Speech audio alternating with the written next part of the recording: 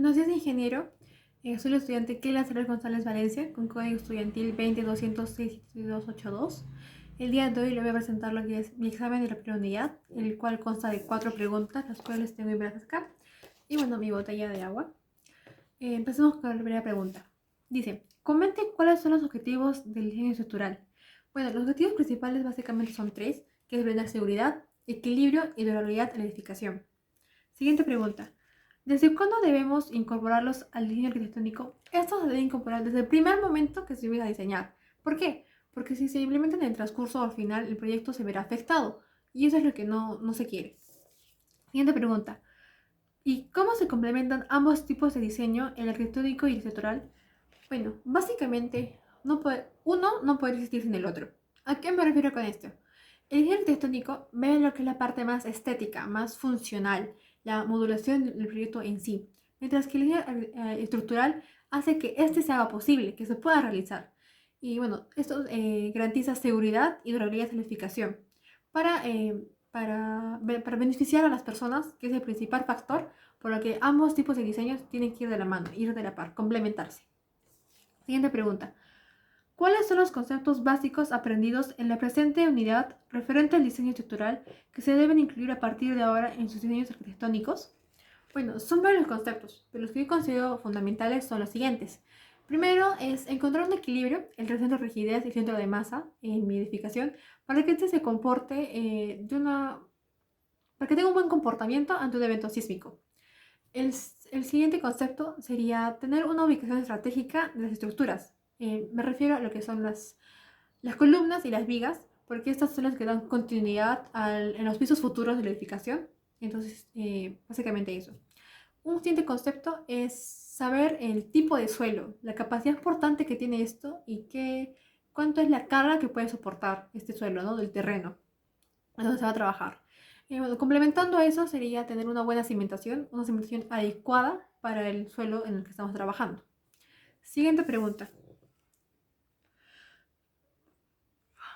¿Considera que el diseño estructural limita de alguna manera su creatividad como futuro arquitecto?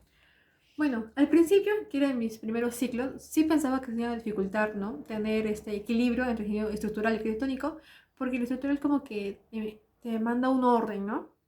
Sin embargo, ahora que ya tengo más conocimientos e investigo un poco más acerca del tema, sí considero que a futuro puedo lograr ese equilibrio entre ambos tipos de diseños y poder crear grandes proyectos, ¿no? En base a eso. Siguiente pregunta, pregunta número 3. ¿Cuál es la importancia de realizar un adecuado estudio de MS o un ITS para un proyecto de edificación? ¿Qué garantizamos con esto? Bueno, un estudio de mecánica de suelos o un informe técnico de suelos son investigaciones fundamentales y obligatorias. ¿Por qué? Porque estas determinan las características del suelo, ayudan a saber su capacidad portante, su estratigrafía y otros factores que influyen. De esta forma se puede saber qué tipo de cimentación es la adecuada para utilizar en el proyecto, ¿no? En la edificación. Y de esta forma se garantiza la seguridad, el equilibrio y durabilidad de esta. Siguiente pregunta. ¿Cuándo estamos en la obligación de realizar cada uno de estos según la norma E050? Bueno, según la norma E050, un estudio de mecánica de suelos se da para obras de gran envergadura, ¿no? Y por esto mismo se tiene que utilizar una rigurosidad mayor, a diferencia del ITS, que es un informe técnico de suelos. ¿Por qué? Porque este informe se da a partir de edificaciones que no superan los 3 niveles y que suplanta el primer nivel, tampoco supera los 500 metros cuadrados.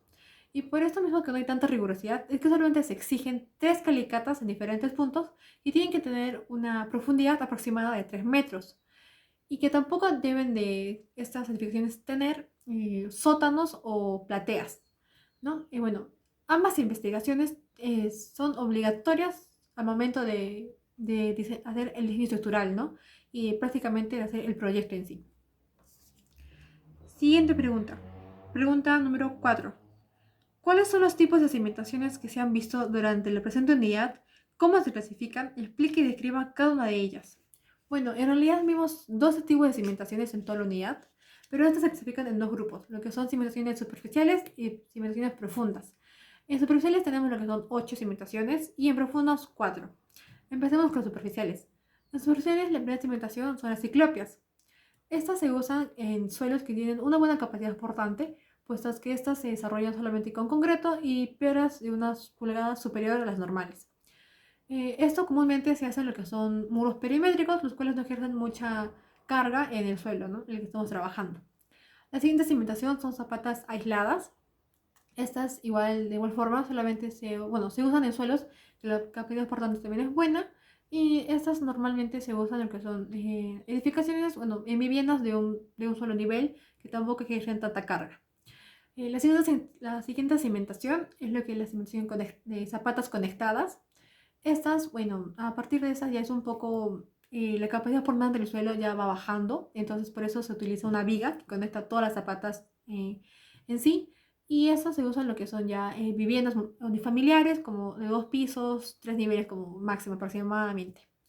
Bueno, zapatas combinadas. A partir de estas zapatas combinadas en adelante, en las superficiales, la capacidad portante del suelo varía, ya no es una sola en todo el terreno, sino que la capacidad portante del suelo varía en diferentes puntos. Entonces es por eso que las zapatas combinadas se usan ya lo que es, digamos, en una parte zapatas aisladas, en otra parte zapatas conectadas, para tener una mejor resistencia, ¿no?, un mejor comportamiento del suelo en sí y resistir mejor cargas. Estas zapatas conectadas se usan en lo que son edificios con ya multifamiliares que superen ya los 3 niveles. Y bueno, otra cimentación sería el emparrillamiento. Esas, como ya mencioné, se usan en suelos que tienen una capacidad portante variable en diferentes puntos. Y básicamente el emparrillamiento consiste en unir, o sea, es como una zapata conectada, pero es ya de mayor tamaño, y une lo que son zapatas conectadas, zapatas aisladas, y los une en una sola.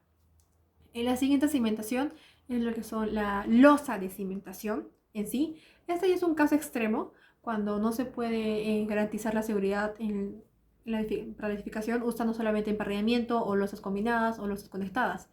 La losa de cimentación es igual como una losa de una vivienda, solamente que esa va en el piso y hace que todo sea uniforme. La carga que va a recibir la cimentación se uniforme en todos, uniformice la capacidad portante del suelo en sí. Y bueno, esta tiene un grosor, ¿no?, de cierta medida. Bueno, de ahí tenemos lo que son las cimentaciones compensadas. Estas ya se dan cuando la capacidad portante del suelo es baja. Estas normalmente se utiliza en suelos arcillosos, en suelos compresibles. Este tipo de cimentación se utiliza sobre todo en edificaciones que tienen pensado hacer sótanos, puesto que la cimentación compensada se retira una cierta cantidad de tierra del terreno donde estamos trabajando para equilibrar la carga que se va a transmitir con la edificación al terreno, igualándolas, y de esta forma hay un equilibrio, ¿no?, y se da una buena estructura, una buena edificación durable. Por último, tenemos lo que es cimentación en pozo. Estas es como que el intermedio entre cimentaciones profundas y superficiales. ¿Por qué? Porque estas se usan, es como que un paso antes de entrar a lo que son pilares. Bueno, las cimentaciones en pozo se da, como te mencioné, en suelos que tienen una baja capacidad portante. Es como que sus primeros estratos, alrededor de unos 4 o 5 metros de estratos, su capacidad portante es demasiado baja, pero en un cierto punto se llega a conseguir un estrato que cuenta con una buena capacidad portante. Entonces, hasta ahí es donde va la cimentación en pozo y se realiza, ¿no? Esto normalmente igual se realiza en edificaciones como viviendas unifamiliares y otro tipo de edificación. Bueno, ya pasando a lo que son cimentaciones profundas, entramos a lo que son pilotes y grupo de pilotes. Bueno, ambos tipos de cimentación se dan en lo que es en suelos que tienen una baja capacidad portante, pero de igual forma solo en los primeros estratos. Digamos, si se excava con profundidades de 5 a 6 metros aproximadamente, eh, esos estratos son de baja capacidad portante, pero hasta cierto punto, que pueden ser más 15 metros o 20 metros, se llega a un estrato firme, resistente, y es ahí donde donde se implementan los pilotes, ¿no? Entran los pilotes y dan una mejor resistencia al diseño estructural. Esto comúnmente se utiliza en lo que son puentes acá en el Perú. Bueno, pero también se utiliza en lo que son edificaciones, ¿no? Donde el suelo no es bueno claramente y es donde se utiliza. Por último, tenemos lo que son pilotes de densificación. Tal como dice su nombre, estos se utilizan para densificar el suelo, el terreno donde estamos trabajando, de forma que se ubican en el perímetro de todo el terreno y eso hace que el suelo se densifique, tenga una mejor resistencia, una capacidad portante se aumente y sea favorable para la edificación. Por último, tenemos lo que son los cajones de cimentación. Esto es lo mismo que las cimentaciones compensadas que ya expliqué anteriormente. Entonces, eso sería todo por la pregunta. Bueno, la última pregunta vendría a ser, ¿cuáles son los criterios que debemos considerar a la hora de la selección de la cimentación más adecuada para un proyecto de edificación? Bueno, como ya mencionamos a lo largo de todas estas preguntas, lo más importante es saber las características del suelo, ¿no? Su capacidad portante, qué tanta carga puede soportar esto y en forma de eso, ya adecuada a eso, tenemos que ver qué tipo de cimentación es la adecuada para poder utilizarla en la edificación, ¿no? Y también para saber cuánto la edificación, cuánta carga va a transmitir al suelo en sí. Bueno, eso serían todas las preguntas. Sería todo por la prueba. Muchas gracias y hasta una próxima oportunidad.